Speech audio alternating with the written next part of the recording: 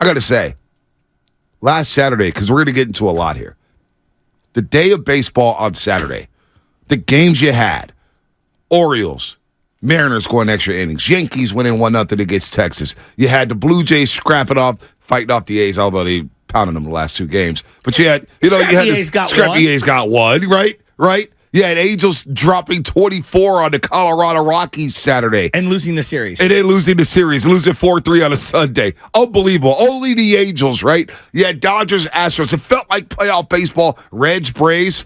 But then I'm watching these Giants. And I'm saying Luis Matos hit his first career homer. By the way, they need to move him up to the lineup right now. And we'll get into that discussion. Estrada's had a bad month. Keep going. But looking at the Giants, and I'm saying to myself, the landscape of the National League with all these young, up-and-coming teams and the Braves, their pitching doesn't scare me. I legit, right now, Phil, on June 26th on a Monday, I feel like the Giants are 2 starting pitchers away from being legit contenders to represent the National League in the World Series. They've got the hitting.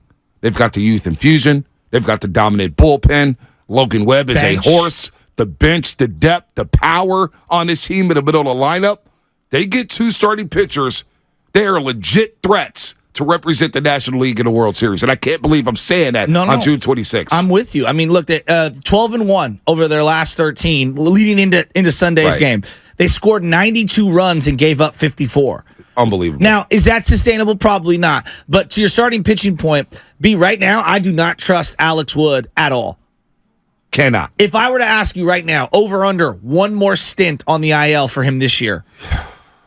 At least one. Right? And he's a guy who the 3rd time around the lineup, whether that's in the 4th or the 5th. Yeah. And I don't know how you can live with that. I love Alex Cobb. Alex Cobb, if he fell back down a little, no one would be surprised. Nobody. I mean, he's been a middle to back of the rotation guy his entire career. You're saying 2 starting pitchers. I'm telling you right now, the reality is, to me, they're 3 guys away. And this is what I would say. They need a mid-level guy. And I referenced Flaherty last week, something like that. Just, hey, you could go 150 innings this year. Boom, plop you in the 3 or 4 hole. There you go. They need a frontline guy. A Bieber, a Giolito, someone who's upper echelon, who can go 1-2 with Logan Webb in the series. Right. And then they need to bring up Kyle Harrison. I think they need to do it. That way, Kyle Harrison comes up, 0 expectations. There's 2 acquired guys. We're going to take a little more buzz off of his, starts and doesn't put him in that pressure position. And then if you get 4 innings out of him, you can rework it. Maybe you're going 6-man rotation at that point to save your bullpen a little. Maybe you're going Harrison for 4, Manaea for 2, or something like that. I hear you. To me, they're 3 arms away. I want to see them acquire 3 arms here, and one of them is internal. The other 2 are external. Because if there's anything we know about baseball, the right team can get hot. The right team can get hot and still a World Series. The year Acuna went down, the Braves made a bunch of moves that everyone kind of and then out of nowhere they win the World Series. I mean, the Nationals started, we know how they started that year. Exactly. They won the World Series, and they lost Bryce Harper the previous offseason, yet they won the World Series, winning a 7-game series in Houston. I'm looking around the National League, and look, the Braves are the cream of the crop right now. Yeah, they're spectacular. But you look at them, and I'm saying, man, the Marlins are still scrappy. The Marlins are playing good baseball. The Pirates are playing good baseball, although they're 1-9 in their last 10. They're competitive. They're losing a lot of close games. The National League, to me, whether it's Cincinnati, Milwaukee, Arizona, the Dodgers, it is very vulnerable. Very vulnerable. And if you play clean baseball and you run, that's why on the Crawford at bat late in the game, he, what did he do? Ground out on the second pitch. He was up 1-0 in the count.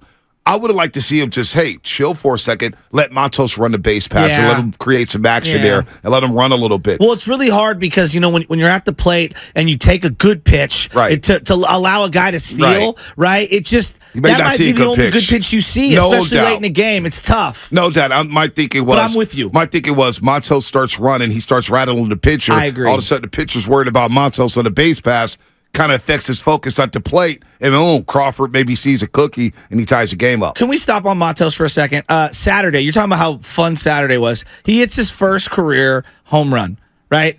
And in postgame, NBC Bay Area is interviewing him, Luis Matos. Now, Luis, I don't know how much or if any English he could speak. Carlos Ramirez for the NBC postgame is translating back and forth the questions from Laura Britt and I believe George Contos back to Luis Matos. Second time in a week. Dude, It was just really good, and it was a reminder to me. And I'm just telling you, like to me, like it was a reminder to me. We need to be a little more sensitive with some of these people that speak English as their second language. And I'm watching that Brothers in Exile last night with El Duque and Levon Hernandez. And I don't know. I just think that we're just so mean on some of these people, like who are younger. Number one, younger, coming from another country to play professional sports here. We expect them because they're millionaires, because they've gotten paid, and because they're in the big leagues and they're professionals. We expect so many things. It's like the guy is literally any person who was born in America trying to navigate rookie waters of being a high expectation player. That's difficult. Right. Now add to it speaking in your second language. Add to it all of the cultural differences and everything. I'm just A, I was impressed with Carlos Ramirez, and B, I'm so impressed with what I've seen with Luis Matos. Well, that's why Luis Matos, and they batted him second in his first career game at the big leagues. And I think to lengthen this lineup, now I get it, J.D. Davis in the 3 holes hitting, Michael Conforto's found his power. You got some big boys in the middle of that lineup. But I would not mind. Maybe it gets Estrada going again. I would not mind to see a Lamont Wade Jr., Thairo Estrada, Luis Matos. 1, 2, 3, get speed at the top of the lineup. You're playing gap to gap. You got speed on a base pass. You got some sneaky power out there. And then you let J.D. Davis and Conforto clean them up. Luis Matos batting 8th, 9th, 7th. That's not doing it for me. Now, I know he scuffled a bit, but I think this is a top-of-the-order guy, and you just live with the results. You got to find a way to get him in that top 3. If you've noticed, Lamont Wade, it's got some back stuff going on. I think now might actually be a decent time to go Estrada leading off, Matos 2, or reverse it. Yeah, I do not care. Do not care. Just try it out. Get him in the top of the lineup. Exactly. Matos is not a bottom of the order type of hitter. I'm with you. His patience at the plate, the way he walks, the way he can go gap to gap, his speed. Yeah. He creates electricity on the base pass. I'm with you. And he's got some power. He'll run into one. Luis Matos is a top of the order guy for the foreseeable future. I don't want to see him batting 7th and 8th. That's how you kill a young kid. You know, Yastrzemski's a very good defender. I don't want to make this sound like he's not good. He's a very good defender. Matos is on a whole nother level. I mean, his ability to track down balls. He got one in quote-unquote triples alley the other day. He caught it like effortlessly.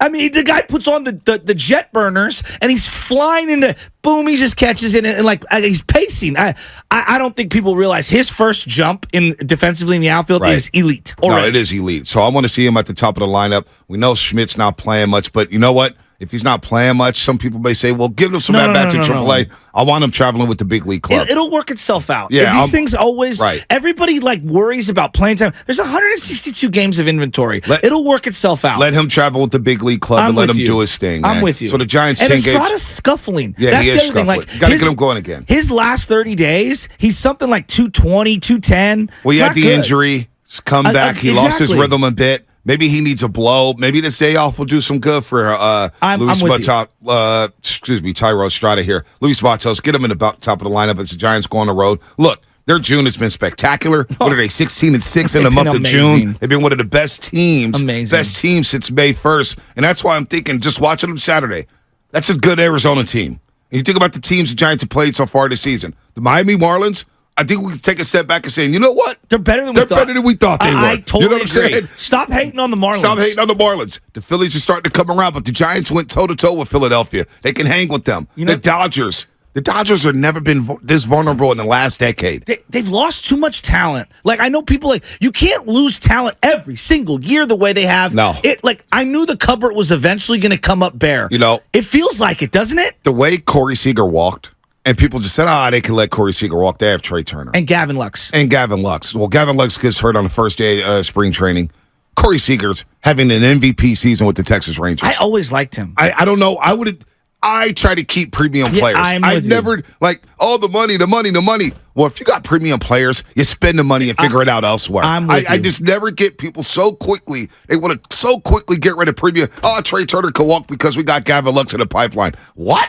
That doesn't make any sense to me. You're talking about all major league talent. Agree. Like all world talent here. Do not let him walk. So at some point, he's going to catch up to you, and it feels like he's catching up to the Dodgers. As we kind of because you're talking about Saturday and how many great players there are. I mean, I thought baseball had a better day. Can I be honest with you? And I said this, I think people laughed at me at the beginning of the year.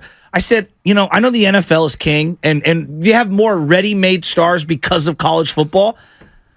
if I'm taking of the three leagues, NBA, the Major League Baseball, NFL, I'm not saying there's better. I'm saying there's more because the rosters are so big. Right. There's more under 25 talent in Major League Baseball than all the other sports combined. I'm telling you, there are elite players right now on some random teams. This kid for the Marlins batting close to 400. One of the great stories. Luis of the year. Arise. Okay, the kid for the Reds that they called up, Ellie De La Cruz. He's this year's Julio Rodriguez. Friday night, he had a ball 116 miles an hour straight to the wall, line drive. He had a cycle in a week. Yeah, he's I been know. here a week and he had a cycle. You know what I mean? Like, just go around baseball. As we talk about the Giants with Luis Matos, Corbin Carroll, who you got an up close person. I watched him score from first a week ago.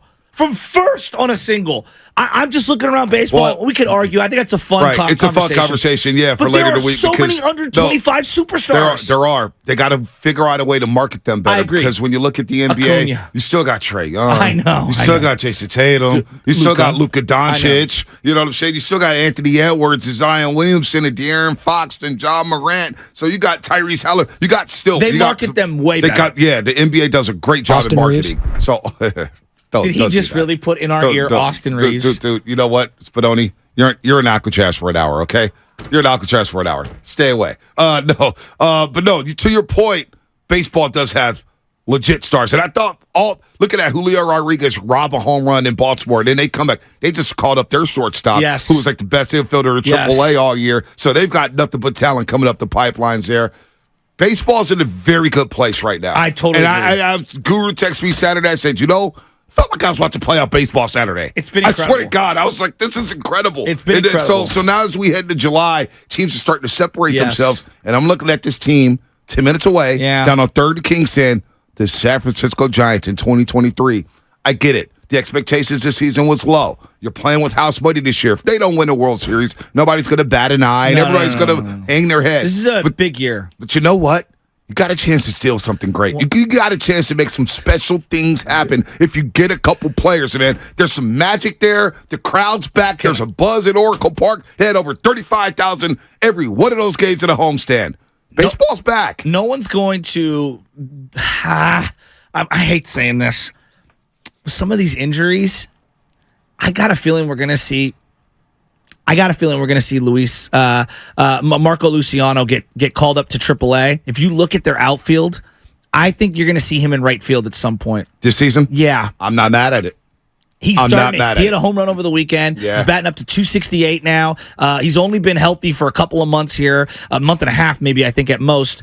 He's really starting to come on, and I got a feeling they're going to elevate him to AAA, because if you just look at their AAA outfield, they don't have a whole lot. Not pretty. And if he gets to AAA, that means he's right on the precipice of being in the bigs. And with the injuries that you have in this outfield with Yastrzemski and, Conforto's a bad step away. The Lamont Wade back injury is concerning here. Very concerning. I'm very concerned Very here. concerning. Very concerning. As you go on the road and look, Toronto, they feel like they got some life after beating up on the A's the last 2 games. It's a dangerous series. And their team is going to be aggressive. The New York Mets, we know they're going to be aggressive. By the way, they blew one yesterday.